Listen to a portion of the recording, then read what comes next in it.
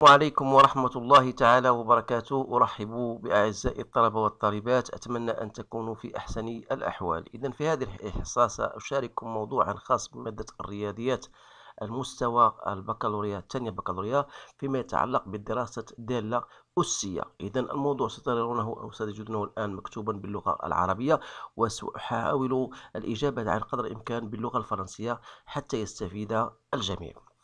Idem, voilà, donc vous avez une fonction définie comme étant g de x égale l'exponentielle de x plus 1 plus x plus 2. Alors la première question, il faut étudier les variations de la fonction g et dresser son tableau de variation. Montrer que l'équation g de x admet une solution unique dans l'intervalle moins 2,5 et moins 2,2. Puis, bien sûr, vous allez donner le signe de la fonction g sur R, ou bien en déduire le signe de g sur l'intervalle, sur le domaine R. Ça concerne la première partie. La deuxième partie, on vous donne une autre fonction f de x définie par f de x égale à x plus 1 exponentielle de x plus 1, le tout sur exponentielle de x plus 1 plus 1. Alors, bien sûr, c de f, c'est la courbe représentative de la fonction. On vous donne la norme de i égale à 2 cm pour le traçage. Alors, premièrement, calculer la limite de f de x en moins l'infini et montrer que la limite de f de x en plus l'infini égale à plus l'infini. Ou bien sûr, on vous donne un rappel de la fonction limite sur la limite de l'exponentielle. Alors, montrer que pour tout x appartenant à R, f' de x est égal à g de x fois l'exponentielle de x plus 1 sur e de x plus 1 plus 1, le tout au carré. Donc, on déduire la variation de f, puis dresser son tableau de variation. Montrer que f de alpha est égal à alpha plus 2, puis déduire un encadrement de f de alpha d'amplitude 10 moins 1. Donner sans calcul la limite de f de x moins alpha moins 2 sur x moins alpha lorsqu'x tend vers alpha et traduire bien sûr l'interprétation géométrique. Montrer que pour tout x appartenant à R, vous avez f de x, vous pouvez l'écrire de cette façon-là, que vous envoyez devant vous. Puis vous allez en déduire que c de f admet une asymptote oblique au voisinage de plus l'infini. Bien sûr, vous allez déterminer son équation. Ensuite, étudier la position relative de c de f par rapport à delta. Et enfin, construire la courbe delta et la courbe CF dans le repère déjà mentionné plus haut. Alors voilà, ce sont des questions normalement qui se posent de cette manière-là. Donc vous aurez le temps de stopper la vidéo, puis essayer de faire ou bien de répondre à cette question. Et enfin, bien sûr, vous pouvez me suivre ou bien vous pouvez comparer vos résultats avec les miens. Alors je passe à la correction en passant par la question 1. Voilà, ادرس تغيرات الدالة G. إذا هذا الدرس ديال G يقتضي منا أولا بحث عن المشتقق G'. C'est-à-dire on va déterminer G', sachant que la fonction G, on peut le mentionner, si vous voulez que la fonction G est une fonction dérivable sur R, alors G' de X égale. Donc, vous savez bien sûr, c'est facile de déterminer G', connaissant l'exponentielle de X plus 1, la dérivée de X plus 1, c'est 1, donc il me reste l'exponentielle de X plus 1. Je la fais d'une façon directe, comme étant l'exponentielle est toujours strictement positive, donc voilà, ça veut dire quoi? Ça veut dire que la fonction G est strictement croissante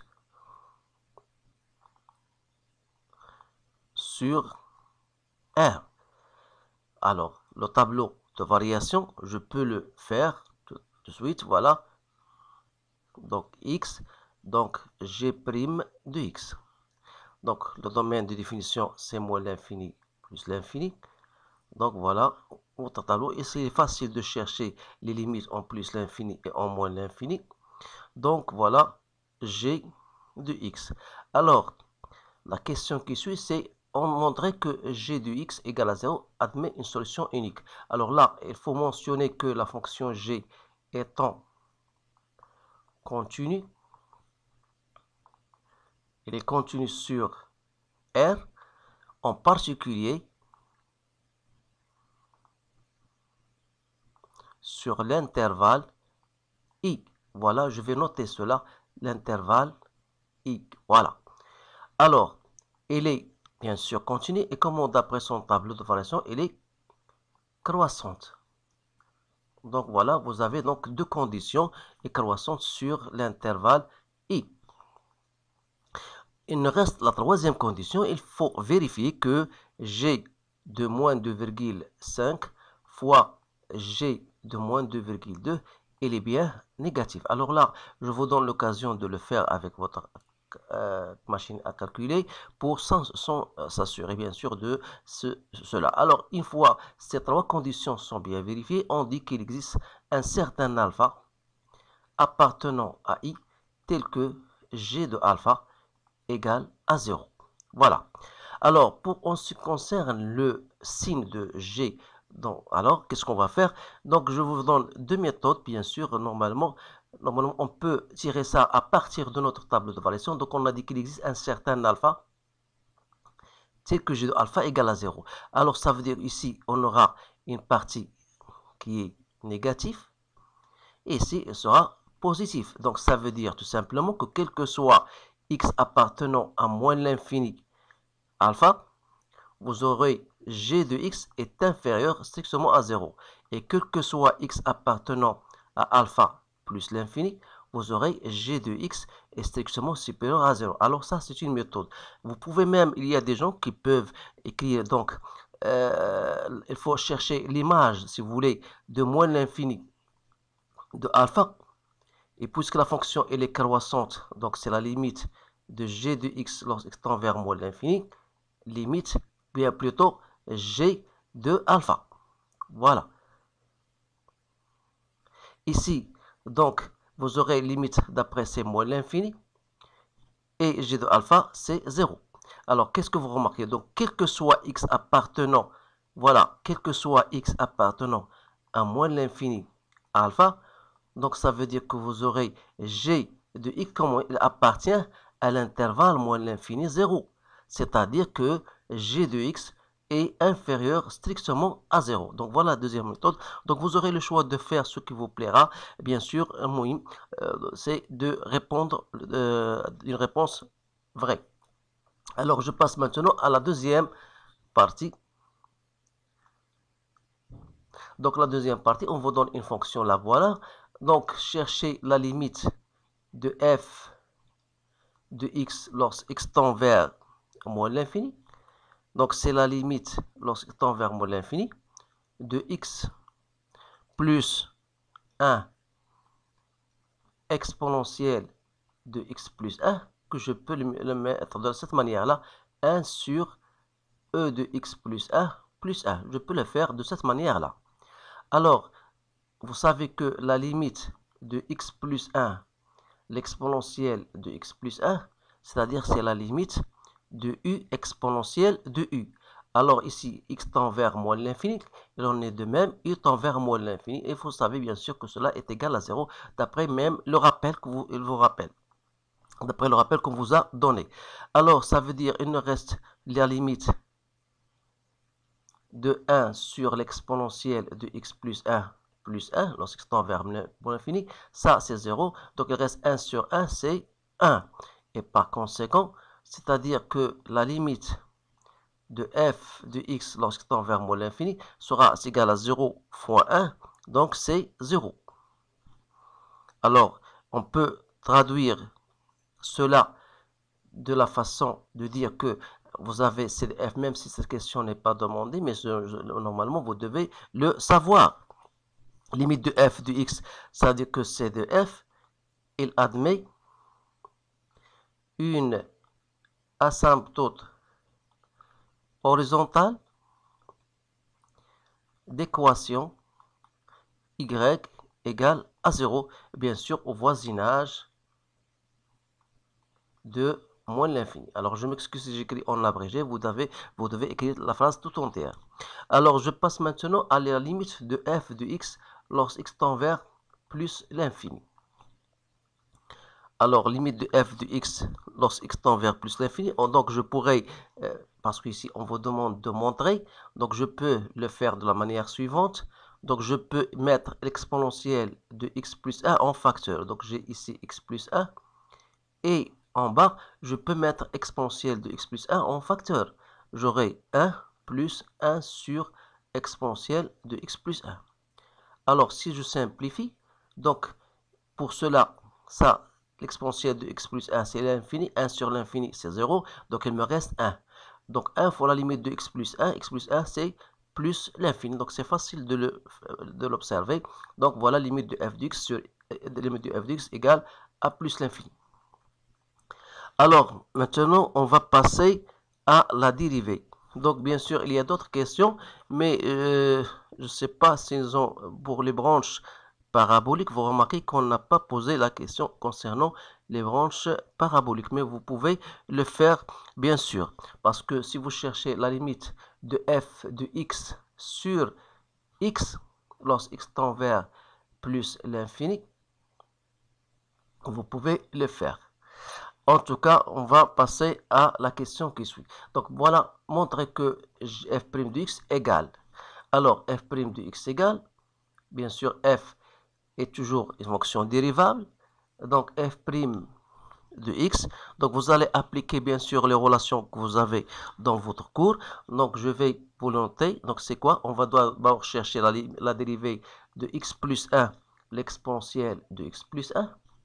Qu'on doit multiplier par l'exponentielle de x plus 1 moins x plus 1 fois l'exponentielle de x plus 1 fois la dérivée de l'exponentielle de x plus 1 plus 1. Donc j'applique toujours la relation de la dérivée d'une fonction f sur g, sans oublier bien sûr qu'il faut diviser par le dénominateur au carré. Donc l'exponentielle de x plus 1 au carré. Donc, c'est-à-dire, c'est l'exponentielle de x plus 1 plus x plus 1, l'exponentielle de x plus 1. Donc voilà, je mets la réponse, voilà, en suivant le procédé de la dérivation. Donc il me reste moins x plus 1, l'exponentielle de x plus 1, fois la dérivée de ça, c'est l'exponentielle de x plus 1. Toujours, donc, sur que je divise tout ce machin-là, voilà. Tout ça, je le divise par l'exponentielle de x plus 1 au carré. Donc ça va me donner, donc si je mets l'exponentielle de x plus 1 en facteur, donc voilà l'exponentielle de x plus 1, il me reste ici x plus 2. Donc pourquoi? Parce que ici l'exponentielle de x plus 1 plus l'exponentielle de x plus 1, c'est 2 fois l'exponentielle de x plus 1, il reste x. Voilà, je la mets tout directement. Donc il me reste exponentielle de x plus 1 moins x plus 1, l'exponentielle de x plus 1, le tout au carré. Toujours, je divise le tout par cette expression, donc c'est pas la peine de... Voilà, donc, ça reste donc l'exponentielle de x plus 1, je la mets, donc j'ai x plus 1, donc voilà, j'aurai ici x plus 2. Voilà, c'est un peu difficile, mais il faut quand même aller doucement pour ne pas se tromper. Donc, x plus 1 moins x plus 1 fois l'exponentielle de x plus 1. Donc, ici, j'ai mis x plus 1 en facteur. Donc, voilà le tout sur l'exponentielle de x plus 1 au carré. Donc je continue ici pour gagner un peu de place. Donc donc c'est l'exponentielle de x plus 1. Donc si je développe, donc j'aurai x exponentielle de x plus 1 plus 2 fois l'exponentielle de x plus 1 plus x plus 2 moins x exponentielle de x plus 1 moins exponentielle de x plus 1. Le tout sur l'exponentielle de x plus 1 au carré. Donc voilà.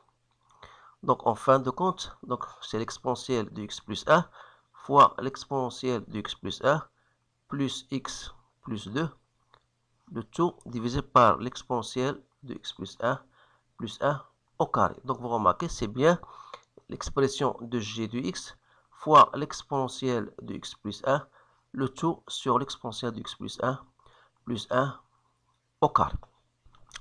Donc voilà, une fois on a bien sûr la dérivée, donc il suffit pour dresser le tableau de variation, il suffit de chercher où il s'annule g' de x, parce que dire que f' de x égale à 0, ça veut dire que il faut savoir où g de x égale à 0. Or, on a g de x égale à 0, c'est pour x égale à alpha. Alors, le signe de f' n'est autre que le signe de g de x. On a déjà étudié le signe de g de x. On a marqué le signe. Alors, on va l'utiliser en dressant notre tableau de variation. Donc, voilà x, f' de x.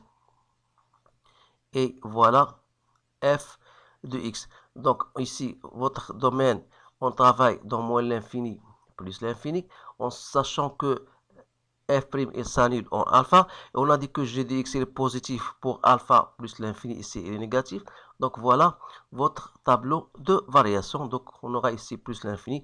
Ici on aura l'image de alpha. Et ici on a 0. Donc voilà, on a bien donc dressé notre tableau de variation. Donc je passe maintenant à ce qui suit.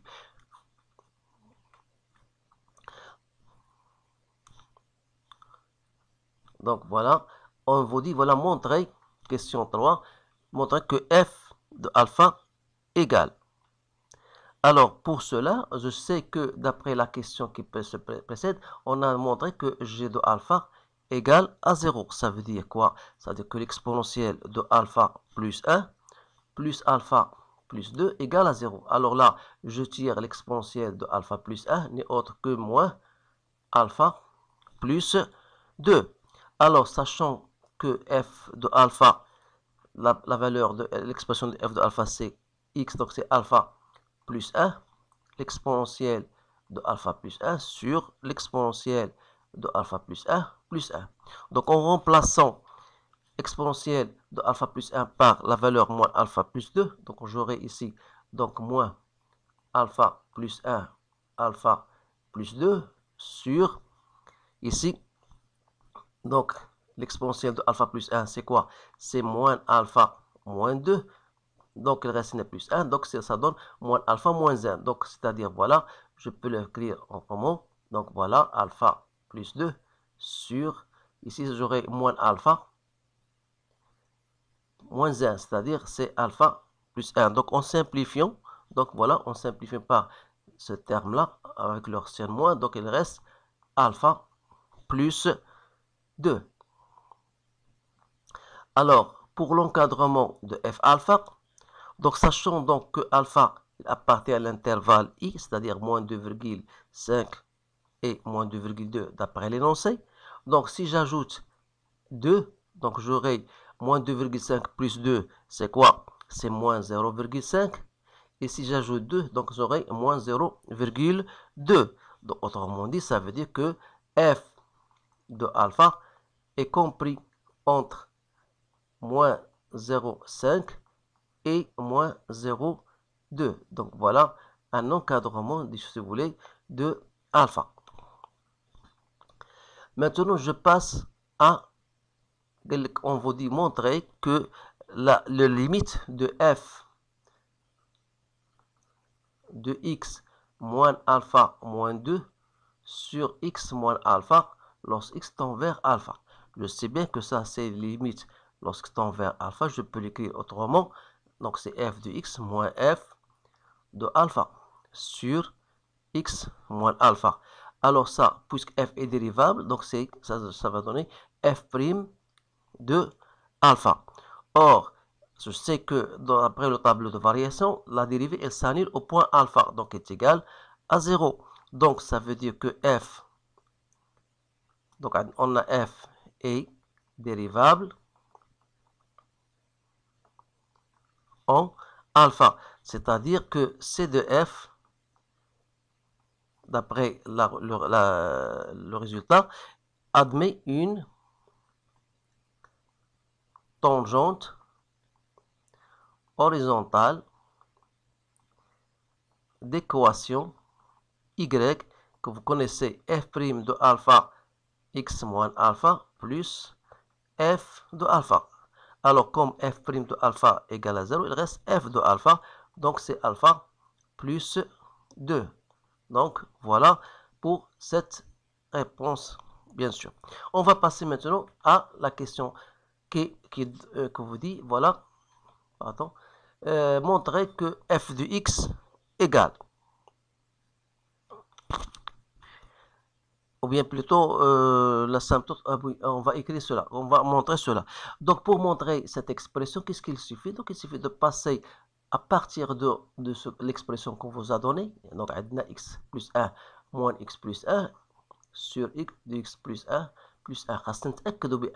C'est bien f de x. Donc on doit s'assurer, si vous voulez, de ça. Donc c'est facile. Donc on va mettre au même dénominateur. On aura x plus 1 en facteur parce que x plus 1 est x plus 1. Donc je vais d'abord la mettre, je vais factoriser si vous voulez. Donc il me reste 1 sur e de x plus 1 plus 1. Et après je peux mettre au même dénominateur. Donc x plus 1, voilà. Donc ça donne e de x plus 1 plus 1 moins 1 sur e de x plus 1 plus 1. Donc ici, il y a une simplification à faire. Donc il me reste quoi?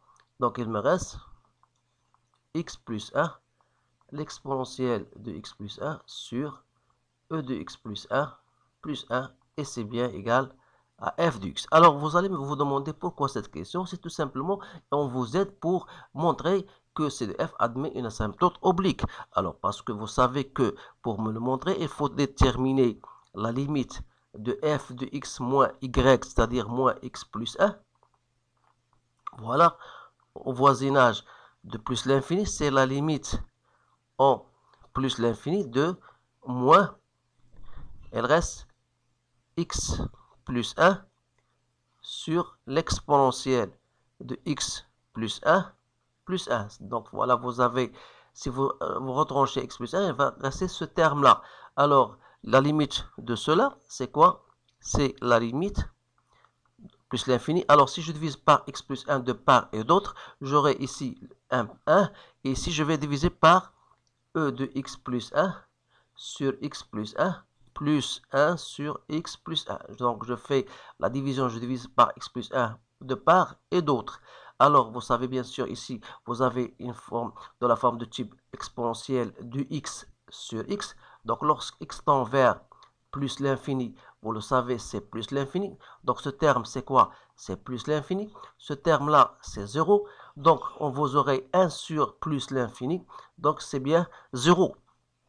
Alors, on dit dans ce cas que delta d'équation y égale à x plus 1 est une asymptote oblique de C de f, ou bien de f, au voisinage de plus l'infini. Donc voilà. Donc il nous reste, je pense, une dernière question, ou bien d'abord la position relative. Alors ce sont des questions qu'on vous pose tout le temps. Donc voilà. Donc il ne me reste pas assez d'espace. Donc je vais retourner ici. Donc voilà.